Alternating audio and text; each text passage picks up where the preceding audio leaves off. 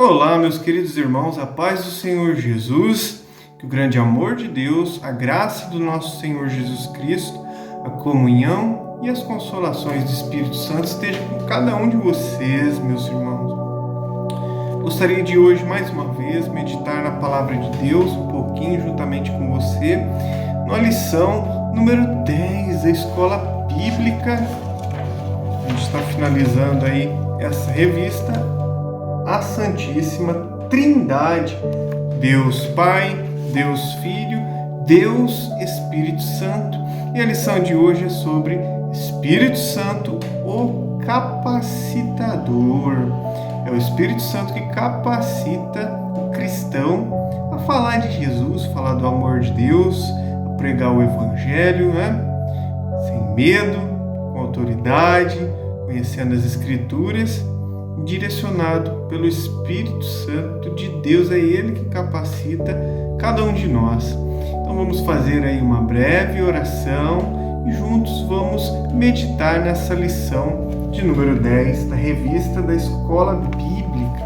Beleza, meus irmãos? Vamos fechar o olho agora e fazer uma breve oração. Feche seus olhos. Senhor meu Deus, Papai que estás no céu, Jeová, Criador do céu e da terra, em nome de Jesus Cristo, seu Filho amado, Senhor, ouça a nossa oração, Pai, pela Tua misericórdia, pela Tua graça. Queremos Te agradecer, Pai, em nome de Jesus, por mais um dia de vida. Obrigado pela saúde, o alimento, os livramentos que o Senhor nos deu, as bênçãos que o Senhor tem derramado sobre a nossa vida, Pai. Obrigado por ter enviado o Senhor Jesus para nascer de uma virgem, viver nesta terra, nos ensinar o caminho da salvação, que é Ele, o caminho, a verdade e a vida. Pai, perdoa nossos pecados, Senhor, as nossas falhas, em nome de Jesus, Senhor. Pai, nesse momento, eu quero interceder em favor dessa pessoa que está ouvindo esta oração, Senhor. Abençoa ela em tudo, em nome de Jesus. Abençoa a sua saúde, a sua família. Abençoa, Senhor, a sua vida financeira e espiritual. Também oro pela salvação da minha família. Abençoa a minha família, meus pais, meus irmãos, meu filho, meus amigos, a tua igreja na face dessa terra. Fica conosco, Senhor, nesse momento e nos ensina mais uma vez pelo teu Espírito Santo a tua santa palavra. Que eu te peço, te agradeço em nome de Jesus, Senhor. Amém. Vamos para a meditação de hoje, meus irmãos. Lição 10, do dia 8 de março de 2026. Espírito Santo, o capacitador. Texto áureo. E há de ser que depois derramarei o meu Espírito sobre toda a carne. Joel 2, 28. Verdade prática. O derramamento do Espírito Santo é uma promessa universal que capacita a Igreja com poder para pregar o Evangelho. Joel, leitura bíblica em classe. Joel 2, 28. E há de ser que depois derramarei o meu Espírito sobre toda a carne, e vossos filhos e vossas filhas profetizarão, os vossos velhos terão sonhos, os vossos jovens terão visões. E também sobre os servos e sobre as servas naqueles dias derramarei o meu Espírito. Atos 2. Cumprindo-se o dia de Pentecostes, estavam todos reunidos no mesmo lugar, e de repente veio do céu um som, como de um vento veemente e impetuoso, e encheu toda a casa em que estavam assentados. E foram vistas por eles línguas repartidas como que de fogo, as quais pousaram sobre cada um deles. E todos foram cheios do Espírito Santo, e começaram a falar em outras línguas, conforme o Espírito Santo lhes concedia que falassem. Atos 8, 14. Os apóstolos, pois, que estavam em Jerusalém, ouvindo que Samaria recebera a palavra de Deus, enviaram para lá Pedro e João, os quais, tendo descido, oraram por eles para que recebessem o Espírito Santo, porque sobre nenhum deles tinha ainda descido, mas somente eram batizados em nome do Senhor Jesus. Então lhes impuseram as mãos e receberam o Espírito Santo. 1 Coríntios 12. Ora, há diversidade de dons, mas o Espírito é o mesmo. E há diversidade de ministérios, mas o Senhor é o mesmo. E há diversidade de operações, mas é o mesmo Deus que opera tudo em todos. Mas a manifestação do Espírito é dada a cada um para o que for útil. Amém. Introdução. A promessa do derramamento do Espírito Santo cumpriu-se no Pentecostes e permanece válida para todos os que creem. A atuação do Espírito Santo vai além da obra de regeneração. Ele também é o capacitador do crente para o serviço no reino de Deus. Nesta lição, veremos que o Espírito distribui dons e conduz a Igreja com manifestações sobrenaturais, promovendo unidade, santidade e testemunho eficaz no mundo. Vamos para o primeiro grande tópico da lição de hoje: a promessa do derramamento do Espírito. Primeiro ponto: uma promessa de abrangência universal. Na antiga aliança, o Espírito atuava de modo pontual sobre pessoas específicas e para tarefas determinadas. 1 Samuel 19:20, 2 Crônicas 15:1, Ezequiel 37:1. Porém, cerca de 800 anos antes de Cristo, Joel profetizou uma nova dispensação. E há de ser que depois derramarei o meu espírito sobre toda a carne. Joel 2:28. Na nova aliança, essa promessa foi registrada em todos os evangelhos. Mateus 3:11, Marcos 1:8, Lucas 3:16, João 1:32. Na profecia, a expressão sobre toda a carne aponta para a abrangência universal do Espírito, não a todos de modo indiscriminado, mas a todos que invocam o nome do Senhor. Joel 2:32. Essa linguagem quebra paradigmas e, assim, a ação do Espírito ultrapassa fronteiras e alcança jovens, velhos, homens, mulheres, livres e servos. Joel 2:28. Ponto 2. Uma promessa com ação sobrenatural. O derramamento do Espírito vem acompanhado de manifestações visíveis e sobrenaturais. Vossos filhos e vossas filhas profetizarão, os vossos velhos terão sonhos, os vossos jovens terão visões. João 2:28.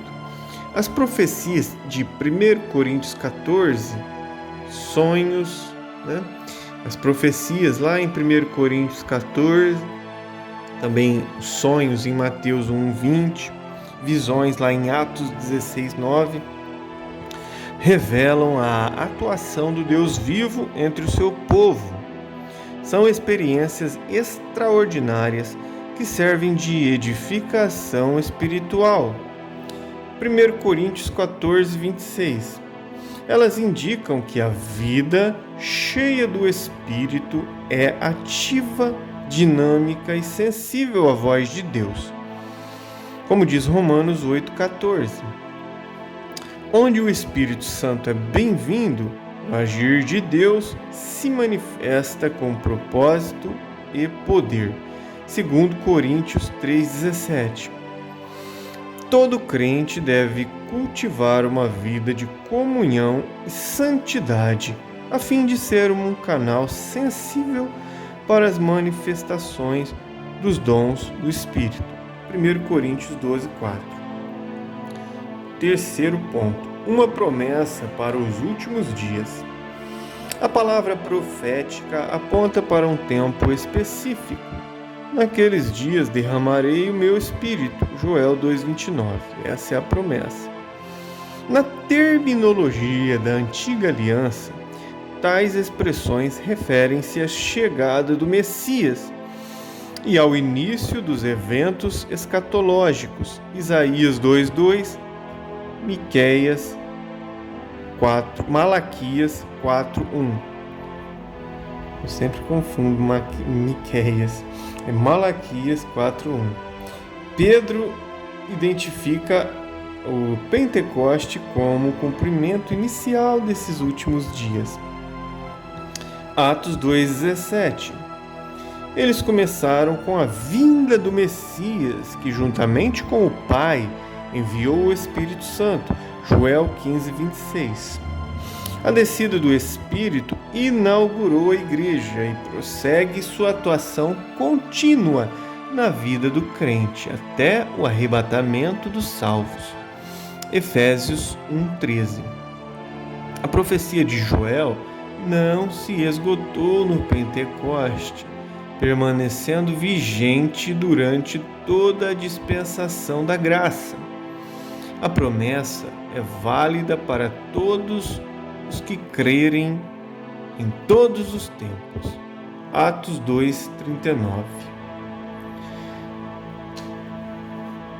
Segundo grande ponto de hoje é o cumprimento, poder para testemunhar. Tópico 1. O Espírito Santo veio com o poder do alto. O Espírito Santo é a terceira pessoa da Trindade e o seu derramamento no Pentecoste cumpre a promessa do Pai e a mediação do Filho. Antes da sua ascensão, Jesus assegurou aos discípulos que eles seriam revestidos de poder. Eis que sobre vós vos envio a promessa do meu Pai. Ficai, porém, na cidade de Jerusalém, até que do alto sejais revestidos de poder. Lucas 24, 4, 9. Esse revestimento significa vestir-se com uma armadura e aponta para uma capacitação sobrenatural e indispensável para testemunhar de Jesus Cristo. Atos 1:8. Esse poder não é apenas força para resistir ao pecado, como diz Romanos 8,13, mas também ousadia para proclamar o Evangelho, Atos 4,31. Também autoridade para operar milagres, Atos 6:8. E sabedoria para edificar a igreja, 1 Coríntios 12:7. Tópico 2. Os sinais da descida do Espírito Santo. Atos registra 2 sinais sobrenaturais que marcaram o advento do Espírito Santo. Quais sinais? O som como de um vento veemente e impetuoso, Atos 2. O outro sinal é as línguas repartidas como que de fogo, Atos 2:3. O vento e o fogo enfatizam a grandeza da ocasião e são sinais audíveis e visíveis da chegada do Espírito. O som como de um vento simboliza a presença criadora de Deus, Ezequiel 37:9. As línguas como que de fogo são sinais de purificação e consagração. Êxodo 19:18, Mateus 3:11. Esses sinais particulares não se repetiram posteriormente nos batismos do Espírito Santo subsequente, né? Não se repetiram nos próximos batismos com o Espírito Santo, sinal com vento e com fogo, língua de fogo. Pois tratava-se de um evento solene e único. Ali no Pentecostes, a igreja revelada como corpo de Cristo, Efésios 1:22, Efésios 3:2-5, foi inaugurada e marcada com esses sinais a igreja, de forma visível e poderosa. Atos 2:1-4. Vamos agora para o terceiro tópico, a evidência do revestimento de poder. O revestimento de poder veio com um sinal específico, que era falar em outras línguas. Atos 2:4. Em Atos, o falar em línguas está explícito em 3 registros. Atos 2:1-4, Atos 10:4, Atos 19:6. E implícito em outras 2 ocasiões, Atos 8:14-17, Atos 9:17-18.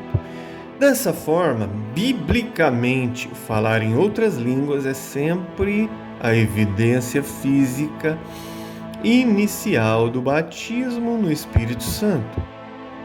Essa evidência difere do dom espiritual de variedades de língua. Esse último, dom de variedades de língua, requer interpretação para a edificação da igreja. Porém, o falar em línguas como batismo ou renovação não requer interpretação. 1 Coríntios 14:27. Na experiência da salvação em Cristo, todo crente é selado com o Espírito. Efésios 1:13-14. Porém, no batismo no Espírito Santo, todo crente é revestido de poder.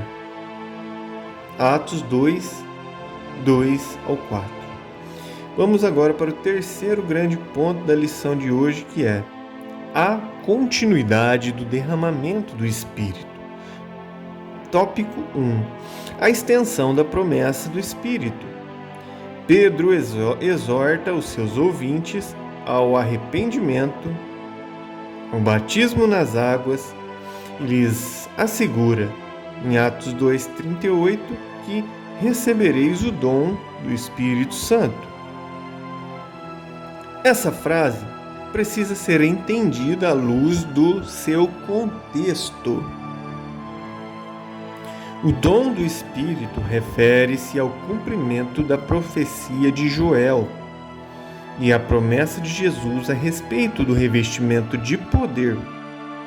Joel 2:28, Lucas 24:49. Esse dom não ficou restrito ao Pentecostes, mas é estendido aos crentes de todas as épocas. Como diz Atos 2:39, assim: a vós, aos vossos filhos e a todos os que estão longe.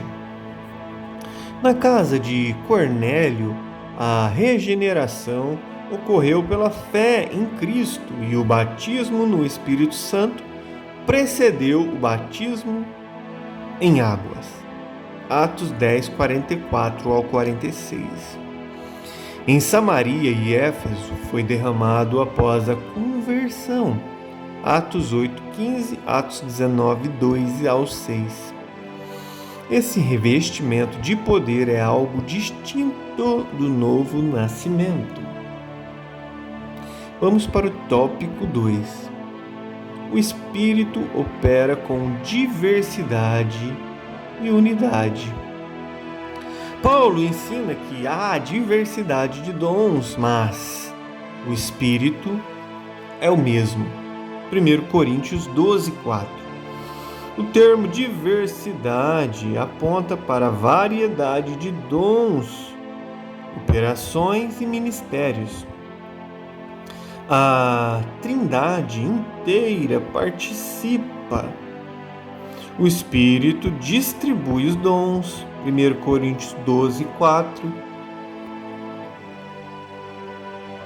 O Filho dirige os ministérios. 1 Coríntios 12, 5. O Pai opera os resultados. 1 Coríntios 12, 6.